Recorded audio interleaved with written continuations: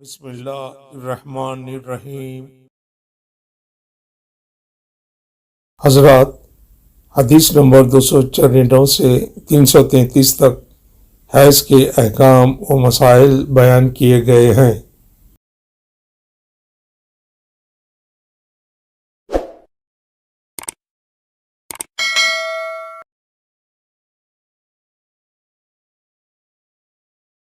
حدیث نمبر 294۔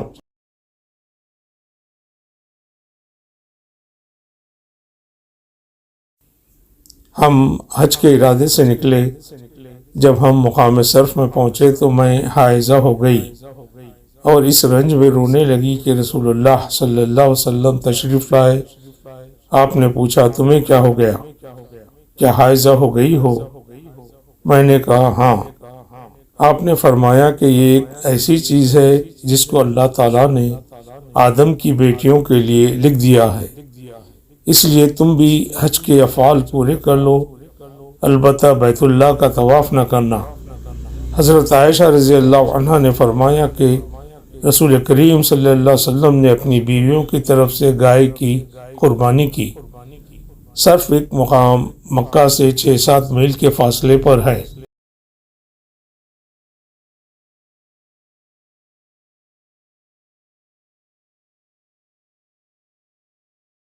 حدیث نمبر 295۔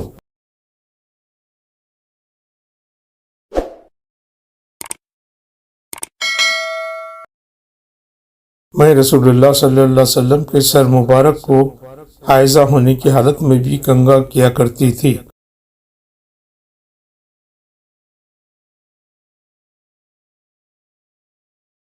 حدیث نمبر 296۔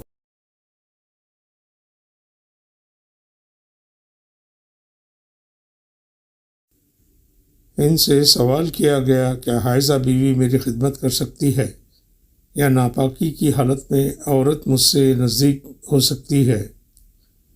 عروہ نے فرمایا، میرے نزدیک تو اس میں کوئی حرج نہیں ہے، اس طرح کی عورتیں میری بھی خدمت کرتی ہیں اور اس میں کسی کے لیے بھی کوئی حرج نہیں، اس لیے کہ مجھے حضرت عائشہ رضی اللہ عنہا نے خبر دی کہ وہ رسول کریم صلی اللہ علیہ وسلم کو حائضہ ہونے کی حالت میں کنگھا کیا کرتی تھی، اور رسول اللہ صلی اللہ علیہ وسلم اس وقت مسجد میں معتکف ہوتے۔ آپ اپنا سر مبارک قریب کر دیتے اور حضرت عائشہ رضی اللہ عنہا اپنے حجرہ ہی سے کنگھا کر دیتی، حالانکہ وہ حائضہ ہوتی۔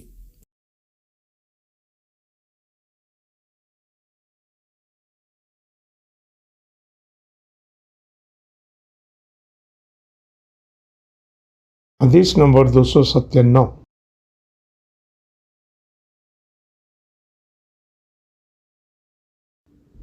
نبی کریم صلی اللہ علیہ وسلم میری گود میں سر رکھ کر قرآن مجید پڑھتے، حالانکہ میں اس وقت حیض والی ہوتی۔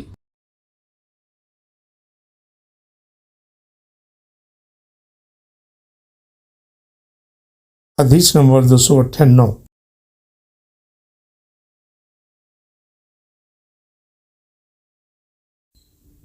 میں نبی کریم صلی اللہ علیہ وسلم کے ساتھ ایک چادر میں لیٹی ہوئی تھی، اتنے میں مجھے حیض آ گیا، اس لیے میں آہستہ سے باہر نکل آئی اور اپنے حیض کے کپڑے پہن لیے۔ حضور صلی اللہ علیہ وسلم نے پوچھا، کیا تمہیں نفاس آ گیا ہے؟ میں نے عرض کیا ہاں۔ پھر مجھے آپ نے بلا لیا اور میں چادر میں آپ کے ساتھ لیٹ گئی۔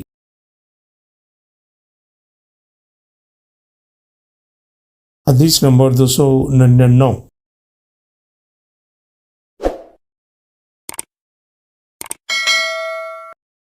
انہوں نے فرمایا، میں اور نبی کریم صلی اللہ علیہ وسلم ایک ہی برتن میں غسل کرتے تھے، حالانکہ دونوں جنبی ہوتے۔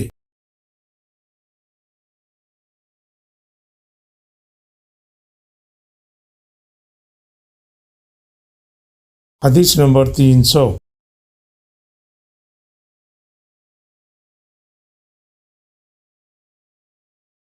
اور آپ مجھے حکم فرماتے، پس میں آزار باندھ لیتی، پھر آپ میرے ساتھ مباشرت کرتے، اس وقت میں حائضہ ہوتی۔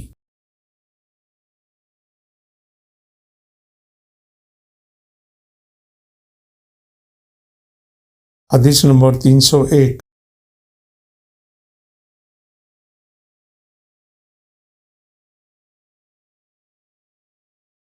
اور اپنا سر مبارک میری طرف کر دیتے۔ اس وقت آپ اعتکاف میں بیٹھے ہوئے ہوتے اور میں حیض کی حالت میں ہونے کے باوجود آپ کا سر مبارک دھو دیتی۔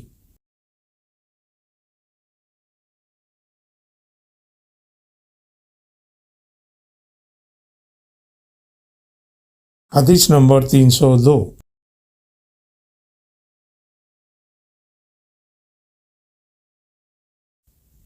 آپ نے فرمایا ہم ازواج میں سے کوئی جب حائضہ ہوتی اس حالت میں رسول اللہ صلی اللہ علیہ وسلم اگر مباشرت کا ارادہ کرتے تو آپ آزار باندھنے کا حکم دے دیتے باوجود حیض کی زیادتی کے، پھر بدن سے بدن ملاتے۔ آپ نے کہا تم میں ایسا کون ہے جو نبی کریم صلی اللہ علیہ وسلم کی طرح اپنی شہوت پر قابو رکھتا ہو؟ اس حدیث کی مطابقت خالد اور جریر نے شیبانی کی روایت سے کی ہے۔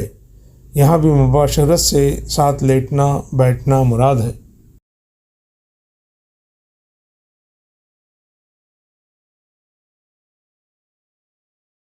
حدیث نمبر 303۔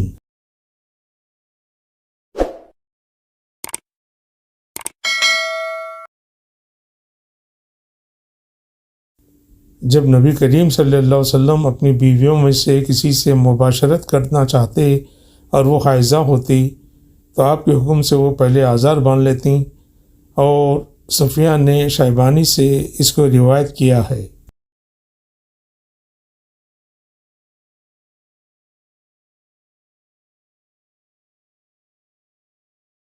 حدیث نمبر 304۔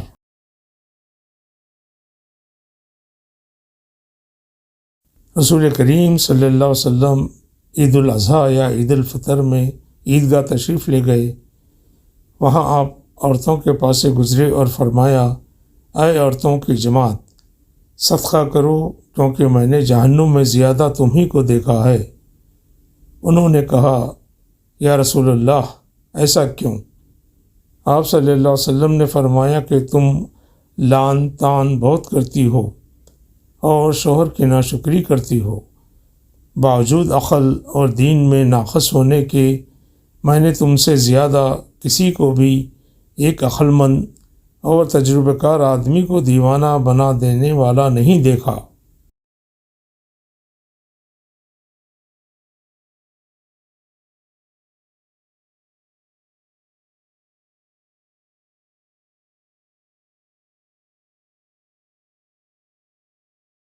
حدیث نمبر 304 حصہ 2۔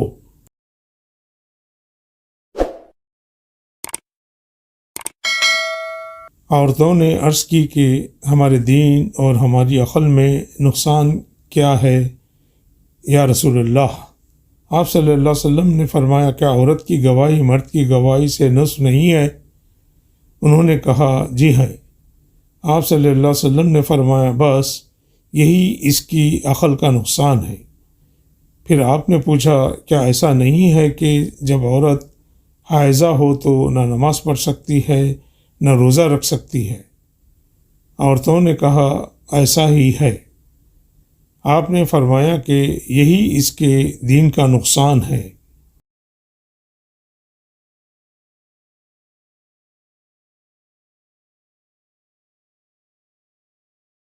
حدیث نمبر 305۔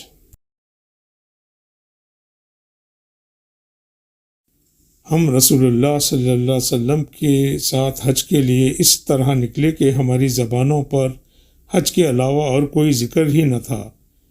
جب ہم مقام صرف پہنچے تو مجھے حیض آ گیا۔ اس غم سے میں رو رہی تھی کہ نبی صلی اللہ علیہ وسلم تشریف لائے۔ آپ نے پوچھا کہ کیوں رو رہی ہو؟ میں نے کہا کاش میں اس سال حج کا ارادہ ہی نہ کرتی۔ آپ نے فرمایا شاید تمہیں حیض آ گیا ہے۔ میں نے کہا جی ہاں۔ آپ نے فرمایا یہ چیز تو اللہ تعالیٰ نے آدم کی بیٹیوں کے لیے مقرر کر دی ہے، اس لیے تم جب تک پاک نہ ہو جاؤ طواف بیت اللہ کے علاوہ حاجیوں کی طرح تمام کام انجام دو۔ صدق اللہ العظیم۔